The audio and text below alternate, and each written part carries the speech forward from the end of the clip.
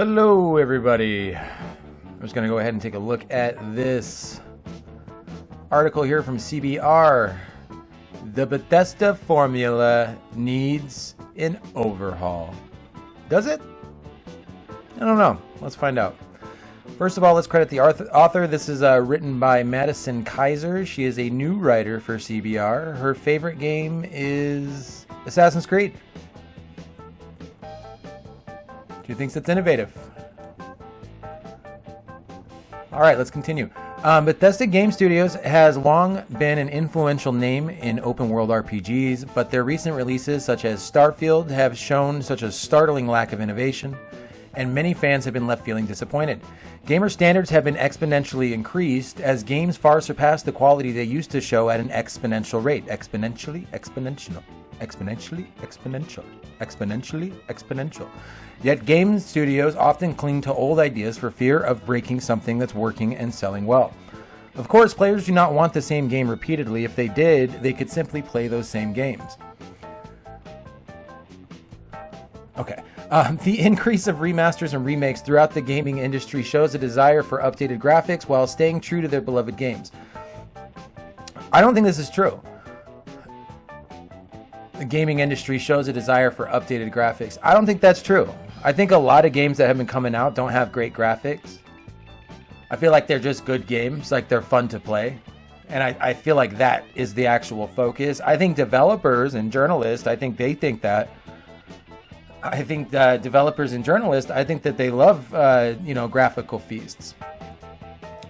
Historically, I mean, we had games like Metal Gear Solid, 4 and 5 especially. They came out and they were like crazy. The Arkham games were another one. It was a crazy graphic. But the thing about those games is like they have good graphics, but they're also functionally diverse games.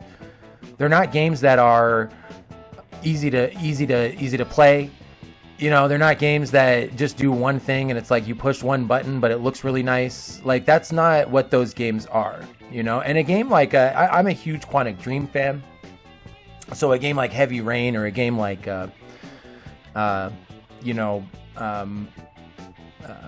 Detroit Become Human, Omicron, all those those games are the controls. The button presses and the quick time events and all that stuff is entwined with the actual the graphics of the game, to where it's all kind of like one glob of an experience, as opposed to a certain game like Ubisoft is a great example where it's like it's just the same thing. I got to collect 50,000 chests across the map. I mean, I could go on, but she continues. But that doesn't mean players want these games to be remade in a new skin forever. I think it kind of does. I think we do. Bethesda's formula has been well loved, but graphics and game size aren't the only things players want to see evolve. There are so many things Bethesda could do, not to change the roots of their formula, but to improve and grow it. I think they should be going back to the root of their formula. I think getting away from the root of their formula, trying to do other things that they're not good at, like Fallout 76, like ESO, like all of those kinds of games, and Fallout, even Fallout 4 and Skyrim to an extent. I feel like they should get back to basics.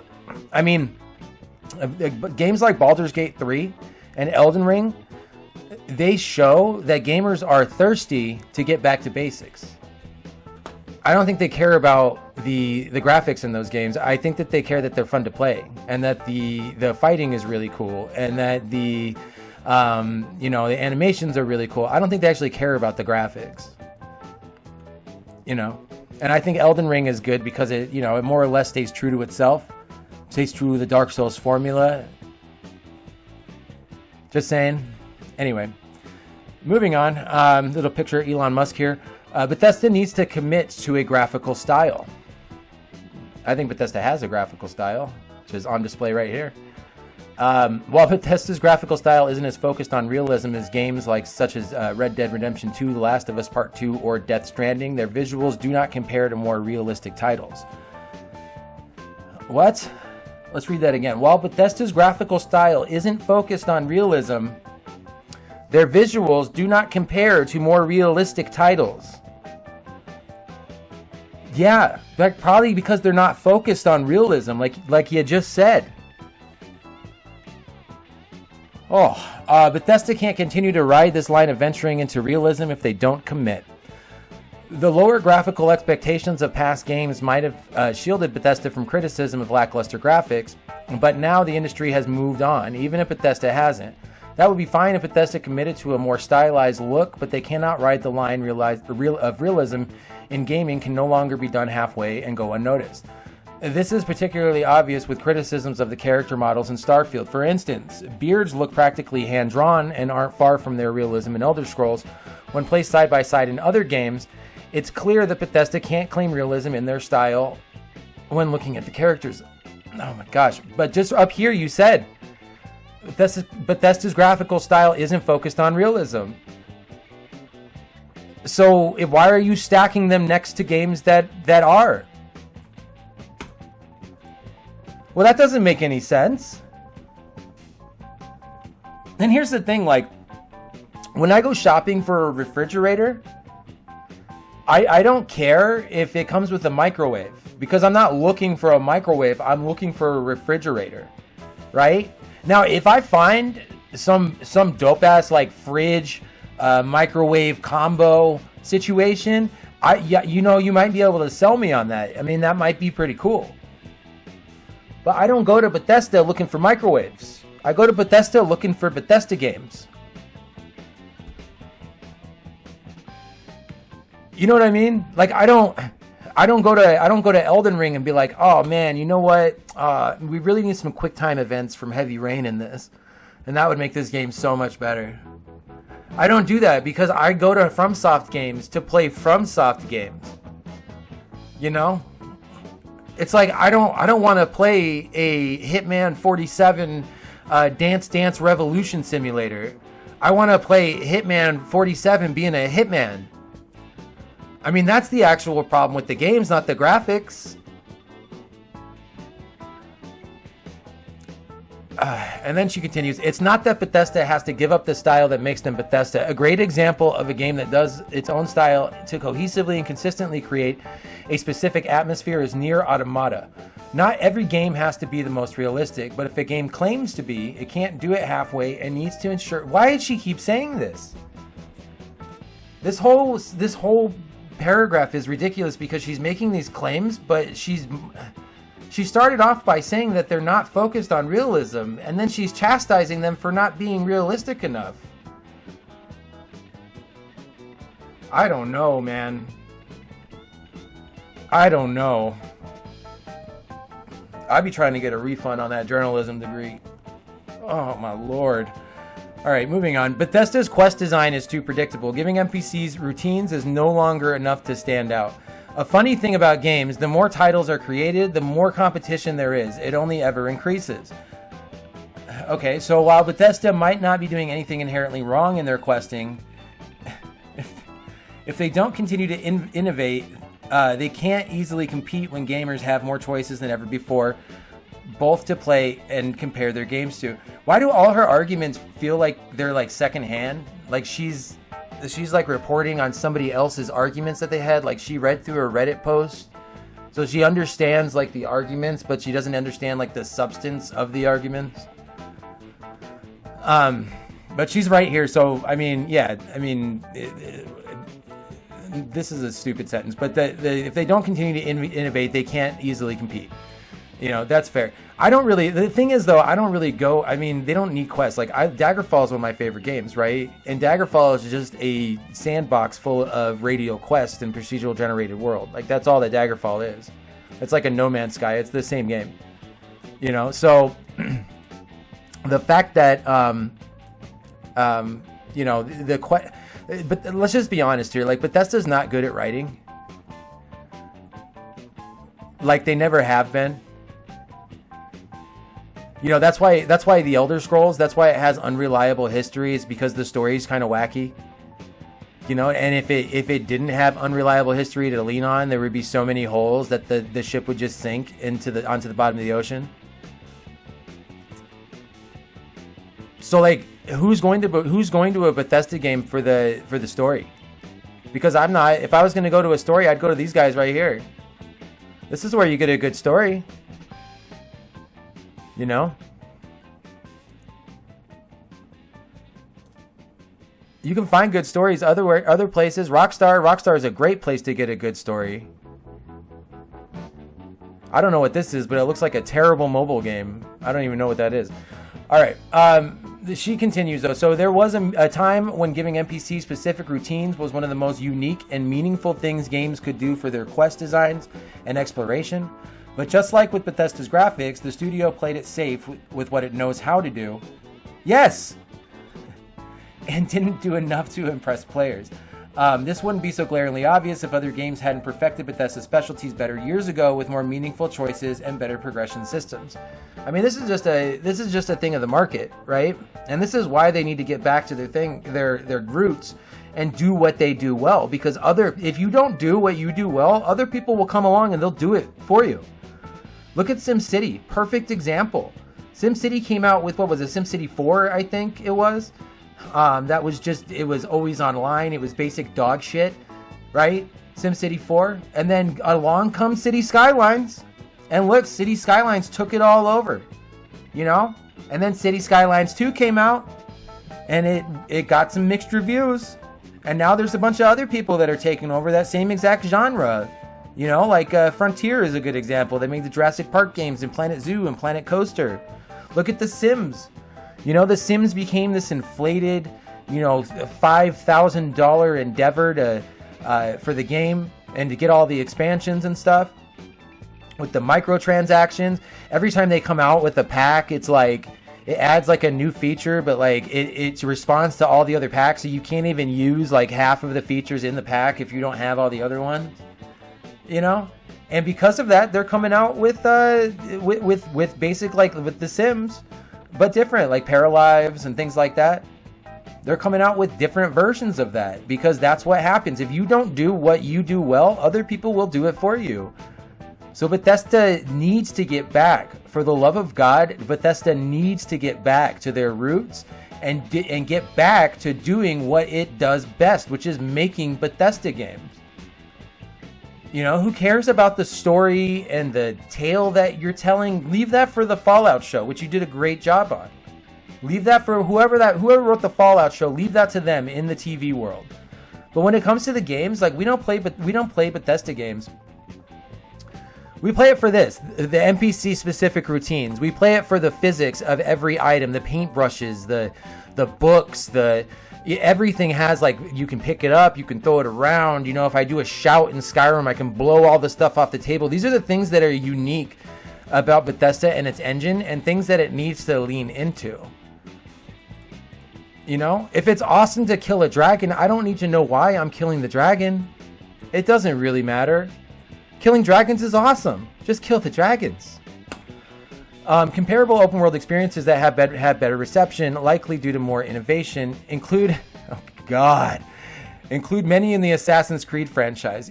Players often criticize the Ubisoft formula for very, very good reason and deemed it repetitive, but the series actually experiments and takes risks, such as new gameplay mechanics and tools in each game, far more than Bethesda. Okay. Ubisoft, okay, no. First of all, Ubisoft is plastic. Every Assassin's Creed game that comes out is just Assassin's Creed The Division.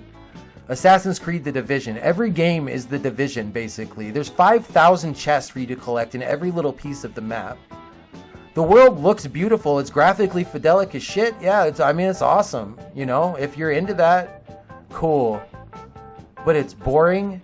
It's repetitive. And it tries to tell a story that it thinks is way better than it actually is.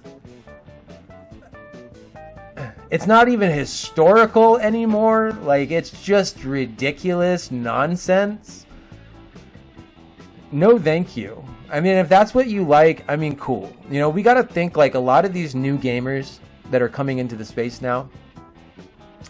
A lot of these new gamers, right? They are they come from Candy Crush. They come from Farmville. You know, they've been playing games since after like 2008, 2011, even 2015 up to now for some of the young ones. They've been playing these games and they just think that that's like a normal game. So anytime a game comes up and it has like any point of adversity or it makes them think or anything like that, they hate it. Because games don't do that. It must be made badly. It must be made badly because I can't figure it out. You know, and I have all the criticism in the world for Starfield. Like, I thought it was a pretty blank area. I thought it was better than the Outer Worlds. You know, it definitely fell a little flat. I'm excited for Shattered Space, you know. But let's continue here. A comparable setting to Starfield for exploring worlds and spaces, Outer Worlds, which gives the player more meaningful decision-making with its reputation system. This is so funny, dude. Because if Starfield came out and it had like a Paragon versus Renegade from Mass Effect, or it had like a karma system from Fallout, or the reputation system from Outer Worlds, I remember reviews from Outer Worlds, I think from the same publication, probably a different author because she's new, but like the same publication, that were talking about Outer Worlds and how we needed to move away from the black and white thinking, and we needed to move away from like the evil and positive karma system that we've had for the past like 15 years. And then now, because I didn't put it in the game, it's bad. So if they keep it in, it's bad. If they take it out, it's bad. So this is just like Bethesda bad writing right here. Like, I literally feel like she just went online. She was just like, oh, Bethesda bad. And then she just started making arguments that other people made on Reddit. Player decisions affect faction relationships, dialogue options, and even the game's ending, where in Starfield, immense destruction doesn't yield as many consequences as would be expected. And Outer Worlds has been out since 2019. Yeah, and it sucked then and it sucks now. You have this trend of liking really bad games. It's insane to me. But in 2019 seems a bit too recent for Starfield to compete with when it was in development for the last decade. Mass Effect is a great example of a quest system done well. It was out long before Starfield was even in development. Mass Effect is known for the Paragon versus Renegade system, I just brought that up, where choices impact character relationships and story arcs and even carry over across the entire trilogy. Again, it's comparing Starfield to Mass Effect when they're radically different games is insane to me. And Mass Effect, and she's decrying it because there's not, like, Mass Effect is a linear game. You go from this planet, and then you go to the next planet where there's a mission, you do that mission, you go to the next planet, there's a mission, and then there's like a cutscene that cuts in, and then it's like, oh, some other stuff happened, and now I gotta go save my crew, or like whatever the case is, right? And it's a very linear game. And it has a very linear ending, right? But I don't think that this is important, the impacting character relationships, the story arcs. I think if games want to do that, that's cool, but that's not the reason why me or a lot of other people buy Bethesda games. Like, we don't buy Bethesda games to have an impact in character relationships and story arcs. I don't care what Lydia does as long as she gets out of the fucking door, right? Bethesda boasts player freedom, but it is superficial at best. Variety in world building doesn't make up for a lack of meaningful player freedom in gameplay. She continues, gone are the days when large AAA games would simultaneously compete in the large open world space and also specialize in only one or two features. Unfortunately for Bethesda, large and varied open worlds are now the expectation and the rule, and they do not make up for a lack of player gameplay decisions. Sure, there are interesting perk systems, dialogue decisions, and branching storylines, but if that's all offered by current generation games that spend millions on marketing and have been in development for a decade, they often feel exactly like the games players have experienced dozens of times before. I don't think this is gameplay. And first of all, I really like the system in Starfield. I thought it was better than Skyrim, and I thought it was definitely better than Fallout, you know, the perk system. I thought it was fun. Like, if I got a pistol, you know, I get level 1, I'm going to go shoot like 25 people, and then I'm going to come back, and I'm going to level it up again, and then I got to shoot 75 more people. It was kind of like a building off of the old, like, you know, Elder Scrolls, the more you do it, the more you level kind of system, which I think is actually really cool. Bethesda is influential in the open world genre, not the shooting or fighting genres, but that doesn't mean they have to cling to clunky combat mechanics. I agree with her here. While combat is not the core focus of their games, it makes up enough of the gameplay that Bethesda needs to consider either focusing on other aspects or significantly improving what they have. The mechanics lack fluidity, with clunky melee attacks and repetitive ranged combat that doesn't engage the player with any meaningful decision making. Completely agree. See, like, if they would have stayed with you know, ye old Daggerfall and Morrowind, especially with the dice rolls and stuff, if they would have stayed with that, like nobody would be talking about the combat. But you went into a more action-oriented space, and then you kept the combat looking exactly as if it were a dice roll combat system, which is just ridiculous. Like, they 100% need to get more on par with their animations and everything else. I thought Starfield was pretty good in that regard. Like, I liked a lot of the animations that were in that, but you know, something like, you know, playing Skyrim, of course it came out in 2011, but you know, so take that with a grain of salt. The combat mechanics in Starfield have been criticized for being repetitive and unchallenging, which contrasts with the game's marketing as an expansive adventure with extensive player freedom.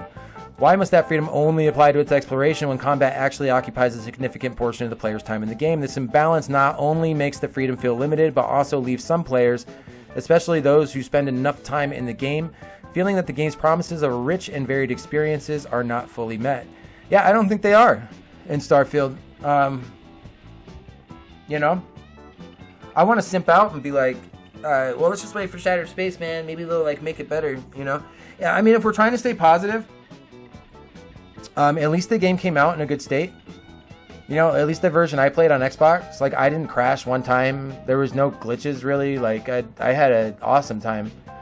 I took like 3 days off of work when that game came out and played it straight through. So,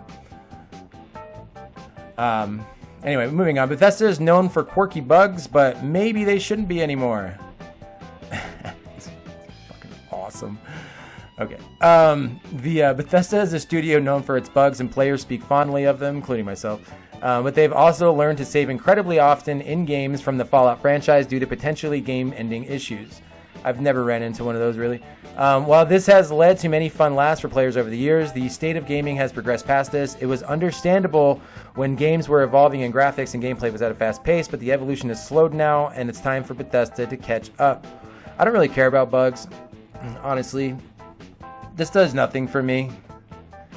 You know, I've never really had a game-breaking bug before. Like, the only thing I've really had was Fallout 4 on the Xbox. It would crash all the time when I would go into Boston, and I only play on survival. I'm like a purist about it. Like, I won't touch a controller for Fallout 4 if it's not on survival. But so you know, you only save when you sleep. So those kind of situations where it's crashing every time I'm trying to walk through the city and I'm trying to go get the ballistic weave, which you need on a survival playthrough, like you can't play without it. You know, it was tough, man. And I had to stop playing until they came out with the new update, and the new update seemed to more or less fix it. So, it's pretty good. Starfield doesn't simply have fun with cosmetic bugs, but it also has soft locks and items such as food that do not heal the character as expected. The bugs would be more forgivable if Bethesda were experimenting and innovating enough to justify them. However, with their formula being much more the same, why are there still so many issues? It's because they're trying to do a bunch of other shit that they don't do. They needed to just be Bethesda instead of being like trying to be these other companies. Like, just do what you do well, Bethesda. It's not as though healing items for players is a new feature that's been around for decades. Sure, Starfield is a huge game, but it has nowhere near the level of gameplay and unique exploration experiences to justify these issues. No Man's Skies had a share of issues, but had more unique exploration opportunities to justify them, such as diverse ecosystems and biomes, building and customizing on various worlds, and encountering a wide variety of alien species.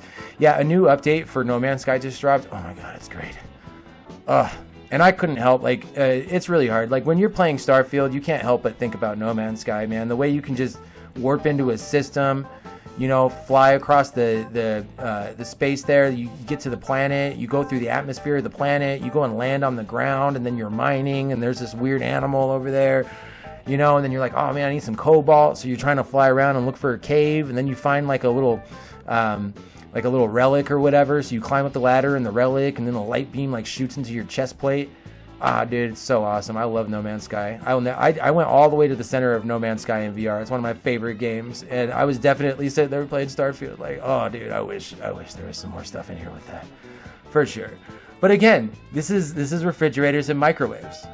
Like, No Man's Sky has procedural generation, which Bethesda used to have. I would say this is more like Daggerfall or more like Bethesda's old properties than anything else. And that's the thing. Like, either you're going to do what you do best, or somebody else is going to come and they're going to do it for you. And they're going to take that market away from you because you weren't using it anymore, bro. Like, Bethesda needs to make Bethesda games. You know, I guarantee you, if they went back and they were like, oh man, we're going to get back to our roots with Elder Scrolls 6. You know, it's going to be more like Morrowind than ever before. Like, look at Diablo 4. That was the marketing campaign for Diablo 4. Like, it's not going to be like Diablo 3, guys. We got these new gritty graphics. You know, we're going to go back to that violent, you know, Diablo 2-esque experience. You know, they lied completely, you know, on a performance level, but that was the marketing campaign because people are yearning for those types of experiences. You know, they want those. They want games that aren't one-button simulators. Like, they just want them. It's not hard to see. Like, with games like Baldur's Gate 3, like, again, like with Elden Ring, like those being the most popular games that are out, it's pretty easy to see that those are the places that they're going. You know, and that's for the gamers though. Not the mobile gamers. See, that's the thing, is a lot of these new gamers, like 50% of people or whatever, I think, are mobile gamers. And that's really why we're seeing the kind of the bullshit, basically, that we're seeing in the regular games that we have, is because game developers are now trying to pull that other 50% of the market into their market share. I mean, which is fair, you know, from a business standpoint, but make a new IP. Don't, like, ruin our IPs to try to drag it in there because you're too lazy to create something new. That's ridiculous. And that's how you shut down your business. That's how we get no more Fallout. It's one thing for the wide spectrum of PC builds to run into issues with large AAA games, but comparable games generally run fine on consoles. Starfield should not have any performance issues on Xbox when built and optimized specifically for it. Well, first of all, I personally didn't have any problems with Starfield on Xbox. I didn't play it on PC. I heard it was pretty rough there. But as far as like the Xbox version, I cannot verify this at all because I had zero issues, like absolutely zero issues, just from a factual standpoint. You know, performance issues. I mean, I feel like they did actually a better job moving forward than they did from 76, but at least they're showing a little improvement in that regard. It's not that games have to be the best at every feature and have to innovate in every area. You're literally asking them to. This young woman. If low budget, one developer indie games such as Stardew Valley can accomplish more player freedom and gameplay than Starfield with 500 developers and well over 200 million in budget, there might be a larger issue in the industry. Yes, I can believe this, you know, and I've been saying this for a long time, and I just said it actually. I mean, if you don't do what you do well, if you don't make Bethesda games, other people are going to make Bethesda games for you, and then you're not going to have a market to go back to because you're going to try to get all of these new customers, all of that new money. You're going to try to get that bag. But then guess what? You're like a dog with two bones. You know, you got one in your mouth, there's one in the water, and then you reach down to get the one out of the water, and the one out of your mouth falls in the water. Now you got no bones. Aesop was right about everything. Bethesda is one of many studios relying too much on its well-trodden tropes, but in analyzing Starfield, it's clear to see it's one of the most egregious sources of this issue. Fallout and Elder Scrolls are all well-beloved games, and Starfield was still a highly successful game. Yes, it was. But if Bethesda wants any future titles to make an influential mark in the industry, they will need to evolve their formula. I don't think they do. I think instead of evolving their formula, I think they need to devolve their formula. I think they need to go backwards, back to where they started, back to where their base and their skill base is, and then they can make it from there. Anyway, that's all I got for you guys today. If you can, take a look out. I have my Hot House documentary. It's coming out on Tuesday. It should be dropping, so keep an eye out for that. Otherwise, I will be here for the next one. All right, love you.